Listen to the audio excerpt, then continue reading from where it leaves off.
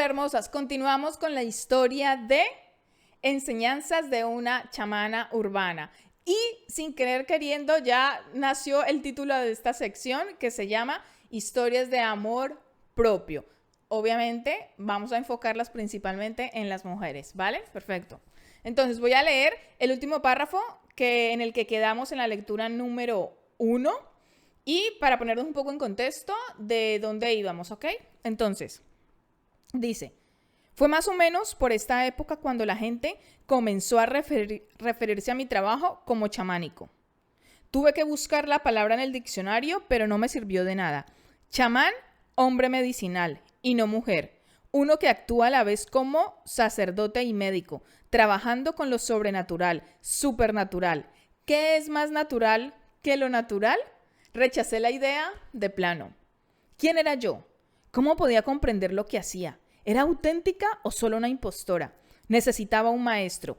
Y cuando algunos amigos volvieron de Chile, visiblemente transformados y entusiasmados con las enseñanzas de Óscar Ichazo, sentí inmediatamente que este era el maestro que buscaba.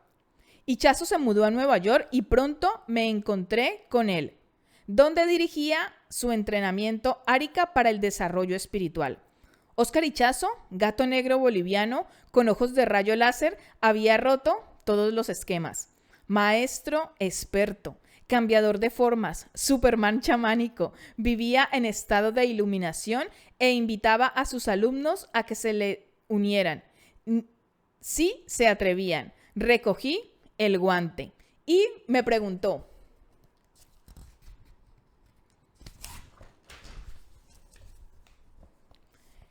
¿quién eres? ¿A dónde vas? ¿Cómo llegarás allí? Me evadí, no supe qué contestar, gesticulé, suspendí el examen de admisión y ese fue el primer paso. Óscar me mostró un mapa de mi Óscar me mostró un mapa de mi psiquis, cómo se había formado y herido. Mi herida era patente, una imagen de mí misma totalmente negativa. No sabía quién era ni cómo estar conmigo misma. Me mantenía ocupada todo el tiempo, llenando el agujero negro dentro de mí. Por eso, el primer ejercicio, la experiencia del desierto, me aterrorizó. Me encuentro en una habitación de hotel en Manhattan. Todo está cubierto de sábanas blancas. El teléfono, la radio y el televisor desconectados, las persianas bajas y los espejos tapados. Ninguna distracción. Solo yo. Nada que hacer. Nadie con quien hablar. Nada que fumar. Apenas unos pocos higos y algo de jugo de manzana para comer y beber durante 3 días. Me han pedido que entregue todos mis guiones, que me despoje de todas mis fachadas. Ningún gesto que componer. Nadie para quién ser alguien. Al principio me angustió. Estoy tan acostumbrada a correr de un alboroto a otro, a ocuparme de cosas externas, que la soledad que proclamó apreciar muchísimo la siento como vacío, como la vida reducida a cero. Y ciertamente de eso se trata. Estoy tan acostumbrada a estar en vuelo que caigo en picada como un avión de papel. El primer día me desplomó como un bulto agotado y duermo.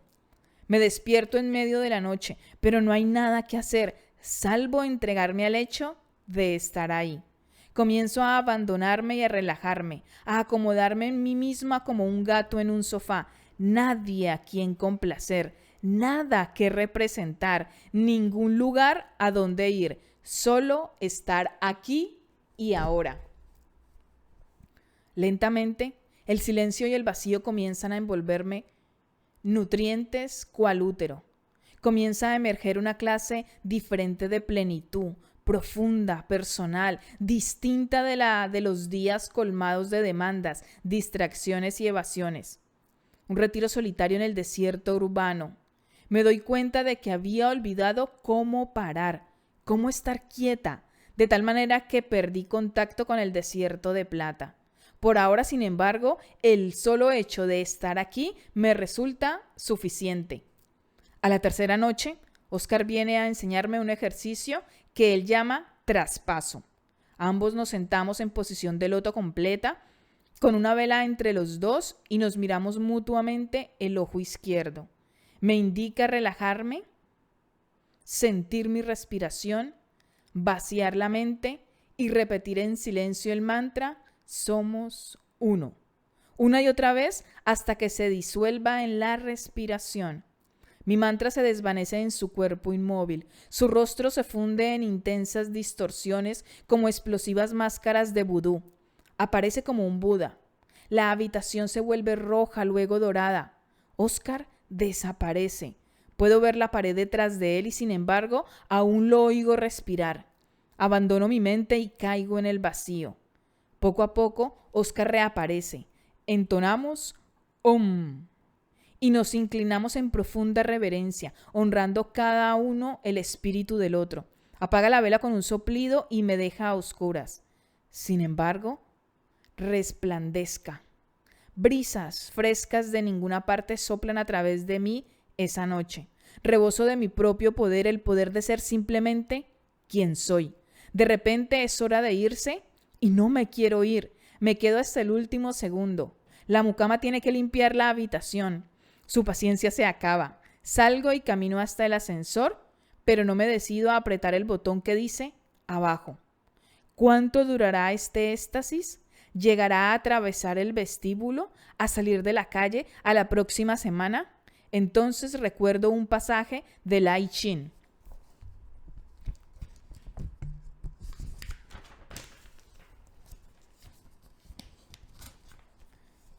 Que dice así: no podemos perder aquello que nos pertenece, aunque lo tiremos. ¡Wow! Durante los 3 años siguientes, con la guía de Oscar, descubrí los complejos mecanismos que crean nuestra personalidad, nuestras pautas cotidianas de pensamiento y actitud en el mundo. Aprendí a reconocer mis propias pautas interiores y exteriores. Comencé a mantener cierta distancia de mi ego, ese falso sentido del yo, ese personaje armado que creemos ser, y comencé a descubrir mi yo real, a vivir arrancado de cero, a estar plenamente presente en el aquí y el ahora, a no vivir en el pasado ni en el futuro. Ya no recarga cada experiencia con mi bagaje emocional. Aprendí que la causa de mi dolor era mi ego, siempre lleno de perpetua cháchara, juicios, negaciones, desesperanza, excesos, creencias rígidas, necesidad de controlar las cosas. Me hacía incapaz de moverme verdaderamente, de respirar, de explorar. Los egos no danzan, nunca llegan al desierto de plata. Están llenos de caracterizaciones aburridas, personajes predecibles, sacados de telenovelas que aprendimos a representar.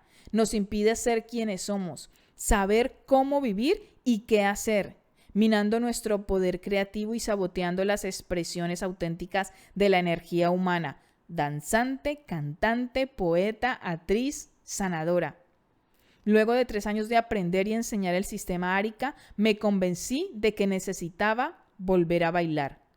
Conocí a otra fuente de energía latinoamericana, Alejandro Jodorowsky, el brillante cineasta que realizó El Topo. Él me lanzó a un nivel de energía y movimiento que trascienden todo lo que había experimentado hasta entonces. Lo primero que me dijo fue: me han dicho que eres artista, que cambias la vida de la gente. Cuéntame, ¿qué haces ahora?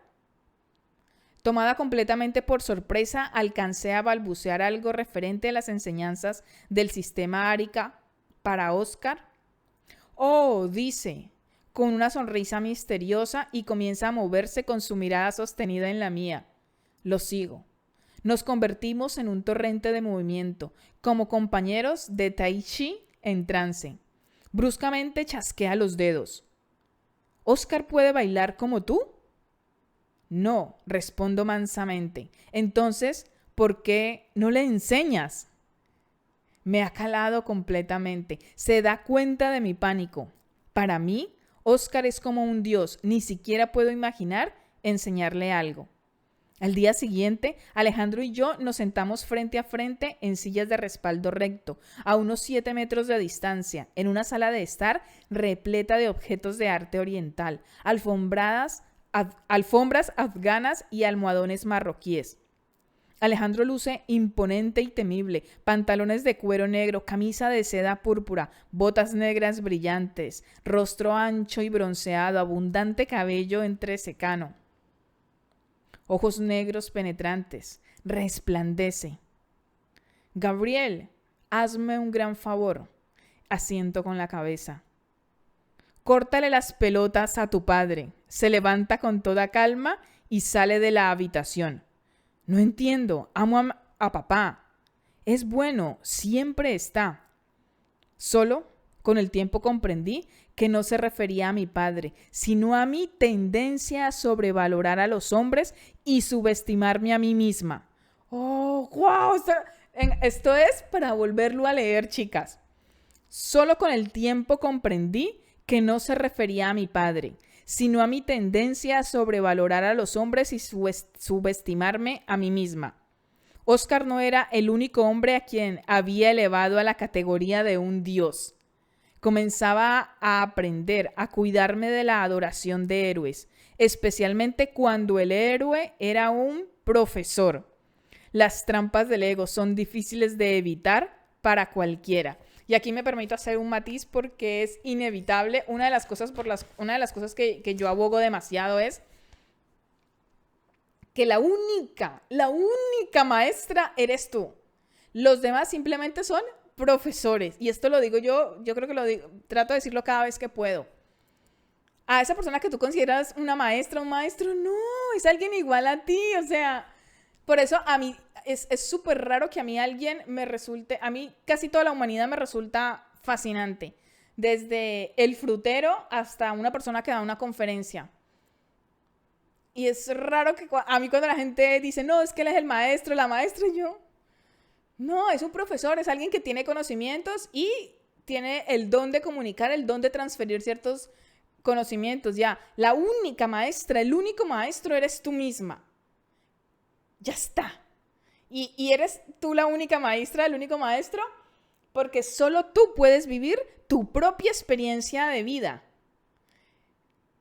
Tu propio experimentar de esta vida humana. Ya está. Los demás sencillamente son comunicadores, profesores, y me parece magistral como lo plantea aquí.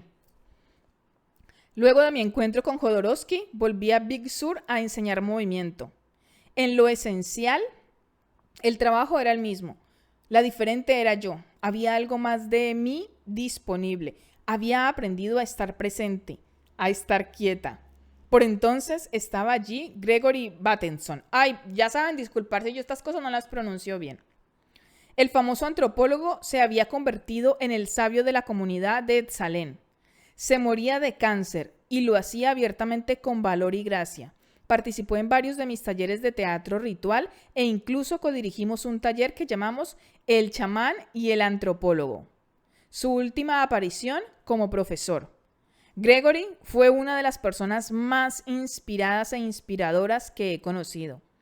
Muchos maestros influyentes apreciaron mi trabajo y lo recomendaron a sus alumnos, pero Gregory hizo algo más, se entregó a él completamente. Con sus 77 años, los pulmones acabados y los pies tan hinchados que apenas podía caminar, jamás perdió un compás y mucho menos una sesión. Mis talleres eran intensamente físicos y aún así ese gigante frágil exploraba todas las fases del movimiento y se sumergía en los masajes y en el teatro ritual. Era capaz de jugar con su prodigioso intelecto y su vasta sabiduría y simplemente estar en lo que hacía. Su mente estaba llena y vacía. Todavía recuerdo la primera charla que di contando con su asistencia.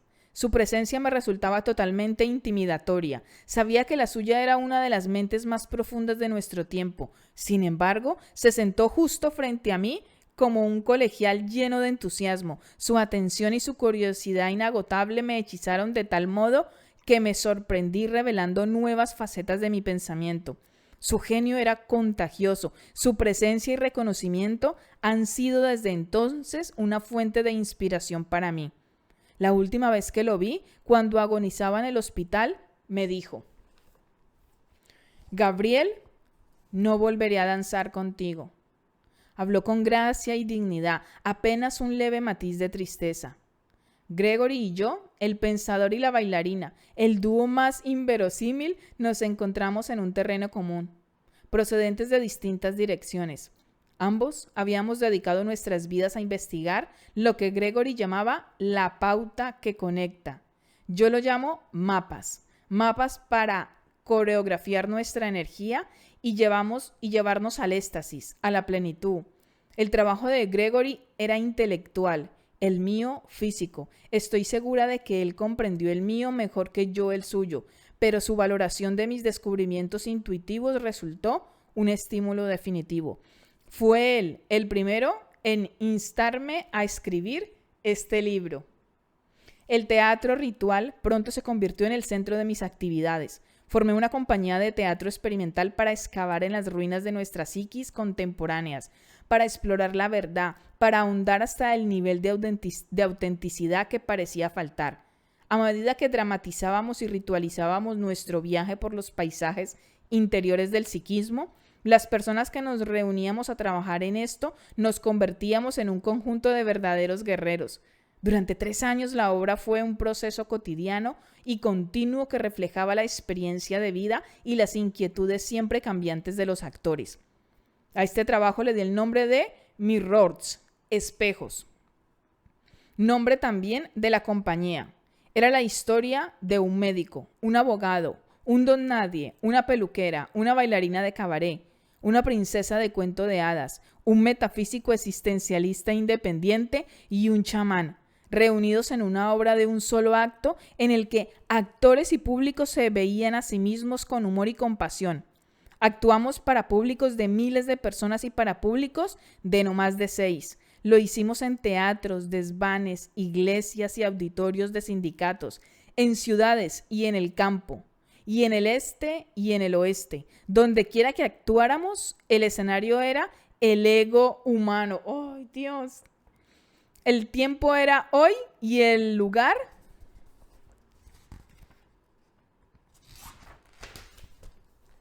todas partes. Era un trabajo catártico, convertido en rito de pasaje para cada uno de nosotros. El trabajo se hizo más profundo a medida que lo comprendía y captaba las relaciones entre sus elementos.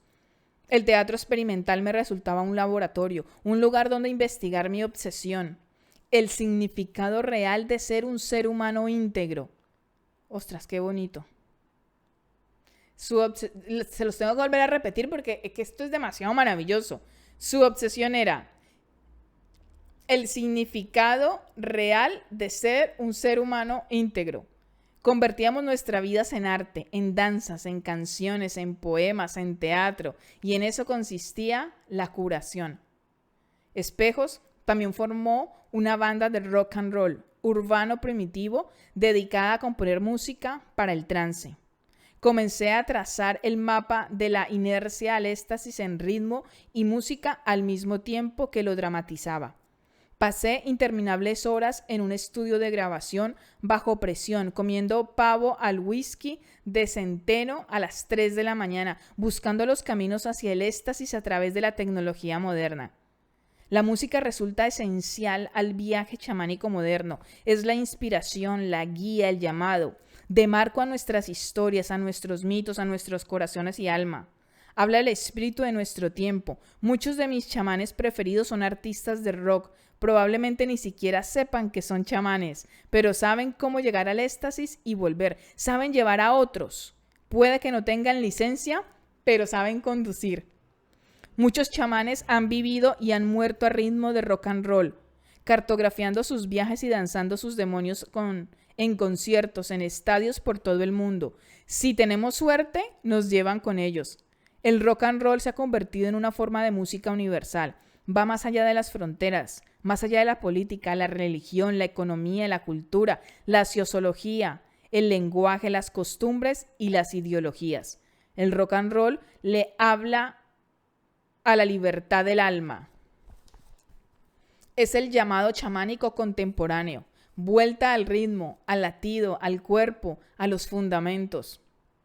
Rock para las selvas tropicales, para los niños hambrientos, para los campos incendiados, para los sin techo, para los prisioneros políticos. Sacúdelo, gíralo, cámbialo. Los conciertos de rock son ceremonias tribales modernas donde el éxtasis comunitario, el momento en el que la música y el público son uno en el ritmo, es una posibilidad real, como una experiencia religiosa, una santa comunión. Nuestros jóvenes están hambrientos de unidad y esta es su esperanza. Qué maravilla que todo tenga lugar en un medio en el cual solo nos venden camisetas estampadas y no culpas, obligaciones, jerarquías, censuras y dogmas. Otra que bueno.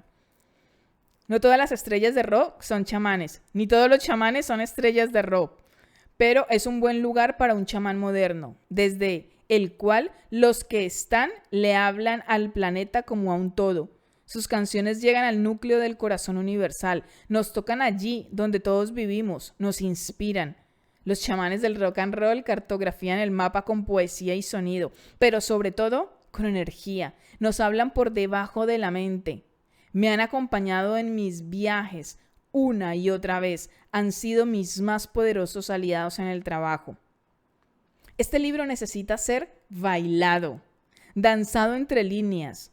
Es en sí mismo un viaje chamánico, una iniciación. Es una invitación a descubrir y explorar el propio yo chamánico. No requiere salir a comprar plumas ni siquiera tocar un tambor, pero sí requiere escuchar el compás del propio corazón, encontrar el ritmo personal, cantar los propios blues, escribir una historia propia, actuar las fantasías personales y que cada una contemple sus visiones. Es un viaje zen, occidental, urbano, primitivo, contemporáneo, un viaje a la plenitud, una iniciación en una perspectiva chamánica.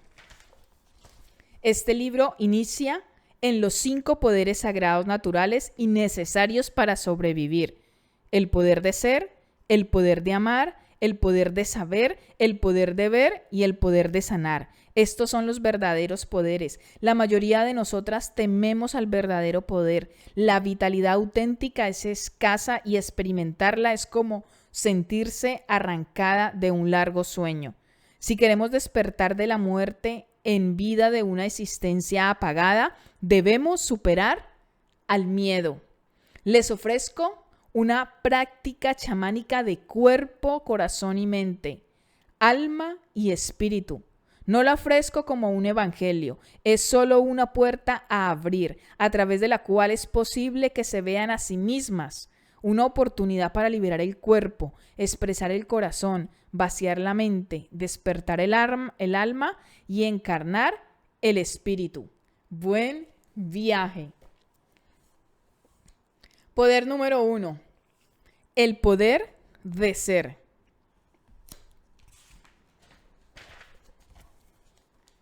La primera tarea chamánica consiste en liberar el cuerpo para experimentar el poder de ser. Es la primera por 2 motivos. Es por donde debemos empezar y es el fundamento. El cuerpo es la metáfora arraigal de nuestra vida y la expresión de nuestra existencia.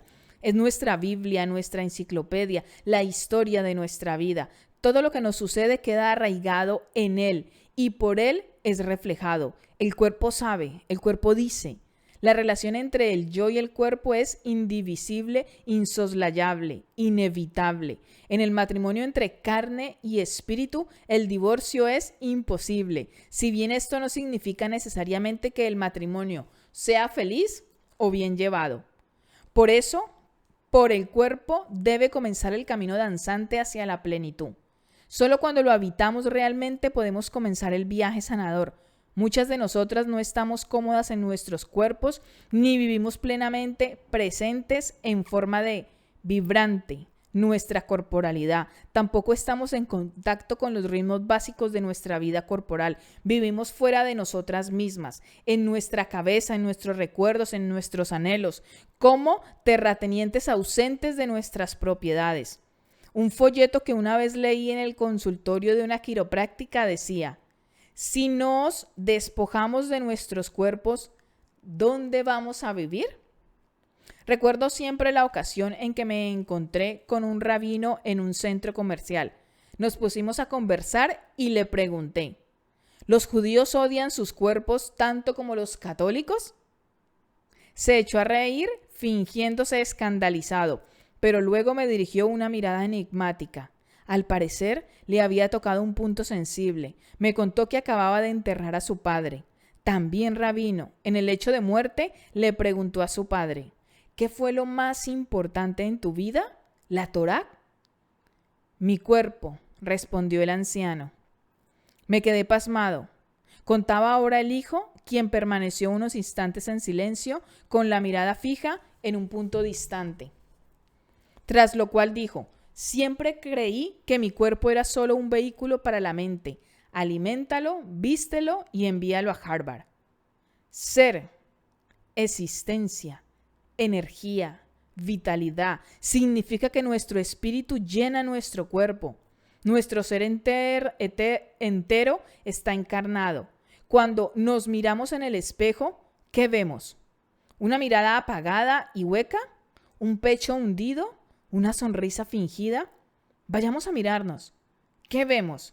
Si no es un ser brillante que rebosa energía y presencia, quiere decir que nos escamoteamos el don de la vida.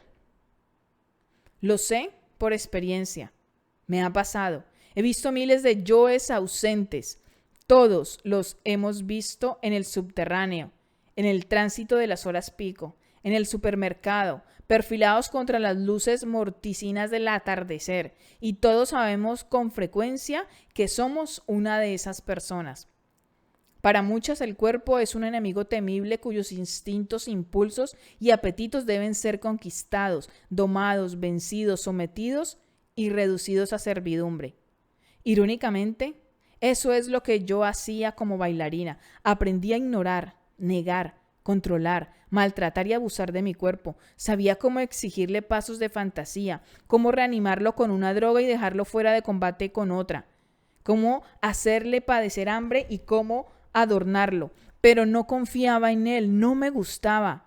No es de extrañar que no habitara mi cuerpo, ni que rara vez dejara que mi respiración se expandiera por debajo del cuello. El mío llegó a ser un cuerpo desconectado de las olas, los ritmos y los ciclos que componen el océano de mi ser. Era capaz de bailar, pero había olvidado cómo moverme o ser movida. El camino que me llevó de vuelta a la vida fue la danza estática.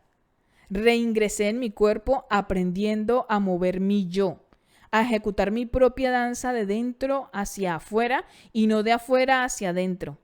Con el paso de los años descubrí, observando mi cuerpo y el de muchas otras personas, los 5 ritmos sagrados que constituyen la esencia de un cuerpo en movimiento, de un cuerpo vivo. Y son fluidez, estacato, caos, lirismo, quietud. Los 5 ritmos sagrados. Imaginamos a alguien que danza en soledad, nosotras mismas sobre un escenario desnudo y oscuro contra un telón de fondo blanco. De pie, en perfecta quietud, en silencio como la noche, sentimos la respiración que se eleva y se hunde, se expande y se contrae. Dejamos caer la cabeza hacia adelante, sentimos su peso, la hacemos girar sobre los hombros, la movemos arriba y abajo, de un lado a otro. Movimientos pesados, lentos y deslizantes que penetran en los hombros.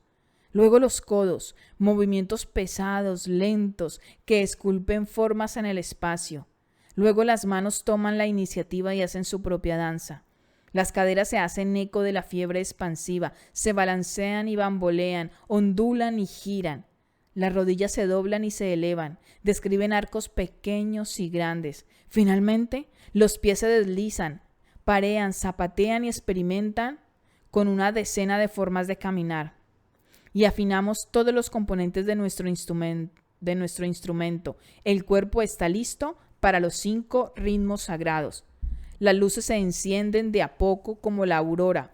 Otra vez el cuerpo está en quietud. Sentimos la elevación y la caída de nuestra respiración, la expansión y contracción de la caja torácica. Nos entregamos a la fluidez del ritmo, lo intensificamos, lo exageramos, inspiramos, elevamos, expandimos, abrimos. Luego expiramos, hundimos, contraemos y cerramos. Nos entregamos a esta ola de movimiento una y otra vez hasta que nos encontramos desperezándonos, como un gato que acaba de despertarse. En forma paulatina, la música de un saxo solitario nos envuelve en sus dulces parábolas de sonido y nos convertimos en movimiento continuo, creando infinidad de formas al mecernos arriba y abajo, elevándonos y hundiéndonos como un pesado sol. Inspiramos y expiramos profundamente. No hay artistas en nuestro movimiento, solo curvas, moción en interminables círculos. Cada gesto evoluciona y luego se transforma en el siguiente. Nuestro cuerpo se ha vuelto un mar de olas, un movimiento poderoso, constante y rítmico, enraizado en la tierra, relajado y centrado, fluyente en todas direcciones. Entonces entran los tambores y los demás vientos, interrumpiendo nuestro semisueño con su energía pulsante. Es como si estuviéramos atrapadas en una repentina tempestad. Las olas se agitan, el cuerpo es arrastrado por el ritmo, comenzamos a movernos en un ríspido staccato de formas definidas, cada movimiento con un principio y un final. Nos fundimos en el ritmo de los tambores, los brazos y piernas se transforman en instrumentos de percusión que golpean el suelo y el espacio circundante. Somos staccato hecho carne, el torso vira bruscamente, los brazos son ráfagas, los pies golpean el piso a una con el pulso, exhalamos en un movimiento e inhalamos vida en el siguiente.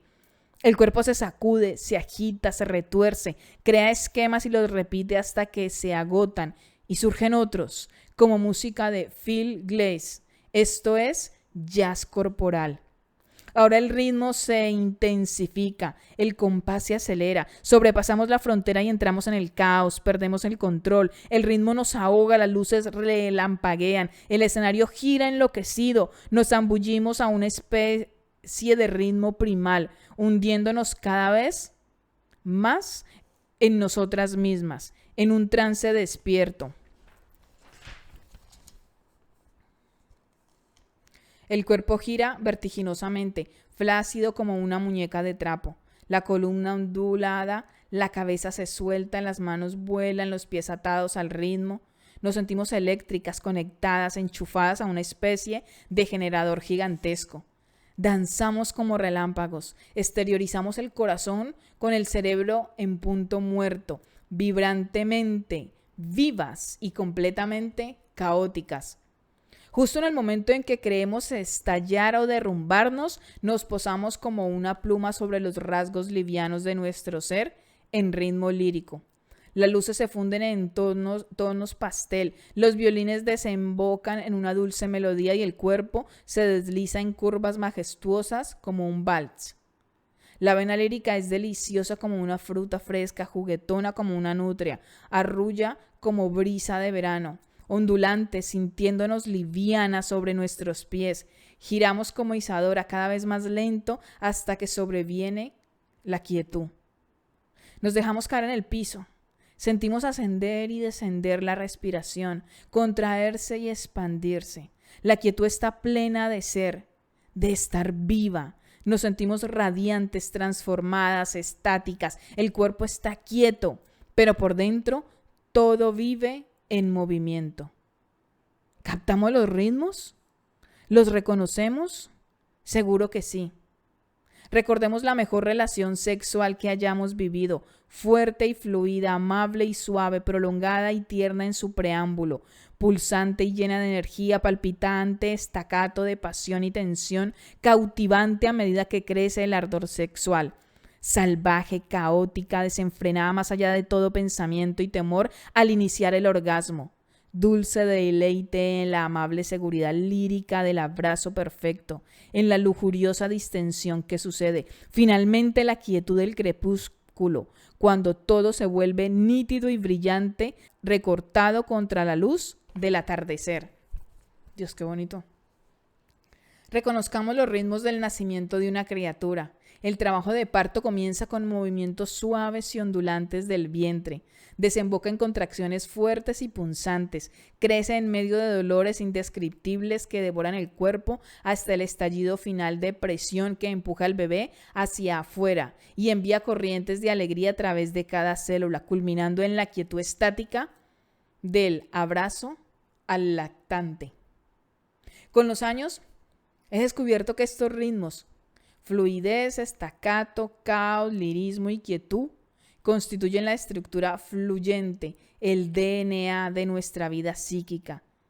La física nos enseña que todo está en movimiento y que la única forma auténtica de comprender la realidad es pensada en términos de movimiento.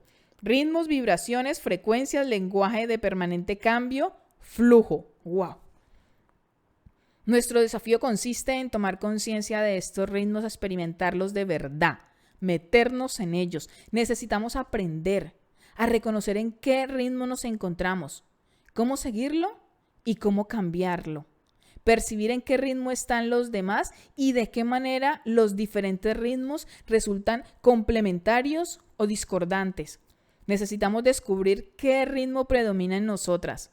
¿Somos del tipo fluido? ¿Del tipo caótico? ¿Qué ritmos caracterizan a las personas más importantes en nuestra vida?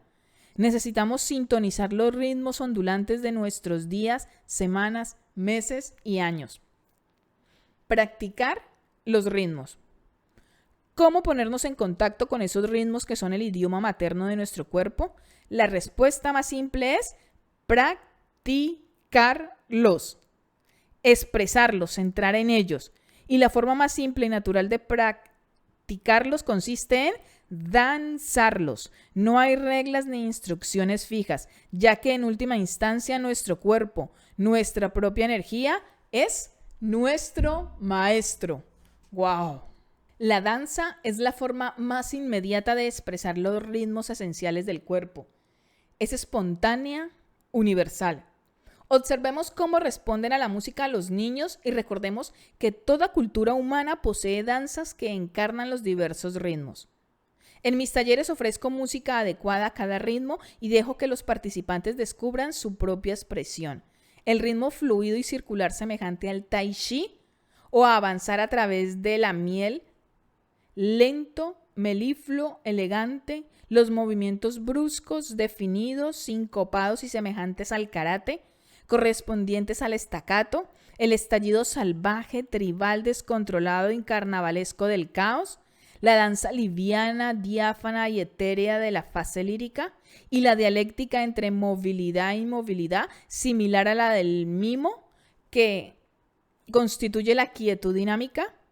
Las coreografías espontáneas de personas que jamás han cursado estudios formales en danzas no dejan de sorprenderme.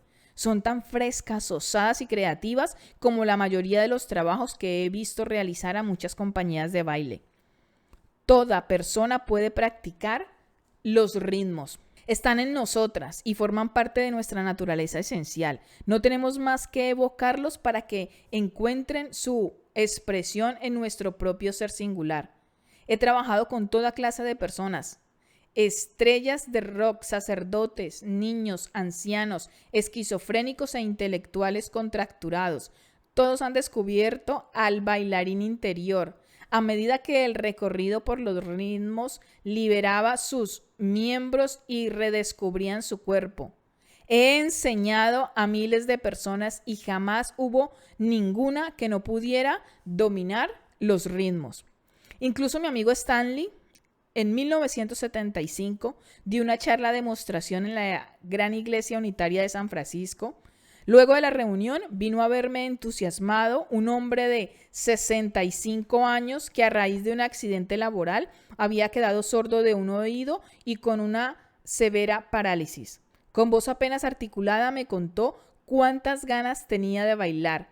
Lo invité a mi próximo taller. Acudió y desde entonces trabaja conmigo. En los últimos 12 años, gracias a la práctica regular de los ritmos, ha sido capaz de superar su parálisis, abrirse y expandir sus movimientos y su habla. Stan Lee fue como una flor marchita que vuelve a florecer. La primera vez que lo vi llevaba los brazos rígidos contraídos contra el pecho, las manos apretadas como garras retorcidas y el cuerpo temblando en un perpetuo estado de caos. Para practicar los ritmos, Stan Lee penetró en su estado caótico y desde allí se abrió camino a los otros ritmos. Primero el staccato, luego el fluido, luego el lírico y finalmente una especie de quietud, reintegrando poco a poco su cuerpo a otras formas de ser. Seguir los ritmos lo relajó enormemente y lo abrió a todo el repertorio del movimiento humano. No hace falta añadir que su progreso se ha traducido en un cambio total en su calidad de vida y para mí ha sido un descubrimiento maravilloso. Stan Lee se convirtió en el espíritu abuelo de mi trabajo. En la actualidad usa ropa de baile y gorras muy graciosas. No solo ha captado el espíritu de la danza, sino que ha desarrollado un estilo propio y personal, haciéndose fuerte a los 80. Ha descubierto la danza de la vida y es una constante fuente de alegría e inspiración. La gente se sorprende al descubrir que los ritmos no solo son curativos, sino que también son energizantes y relajantes. Al tiempo que exploramos la gama completa de los movimientos naturales del cuerpo, nos volvemos a conectar con nuestra energía animal innata y comenzamos a estar presentes en nuestros cuerpos.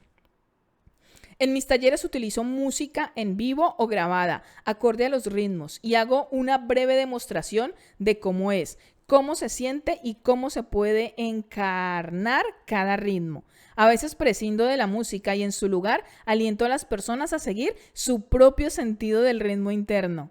No enseño pasos. El cuerpo tiene los suyos, sus movimientos, sus propias maneras de estar en cada ritmo. Descubrimos nuestra danza practicándola. He grabado un cassette con música para acompañar este libro y para guiar a cada persona, pero cada uno puede hacer sus propias grabaciones. Es importante descubrir qué nos mueve.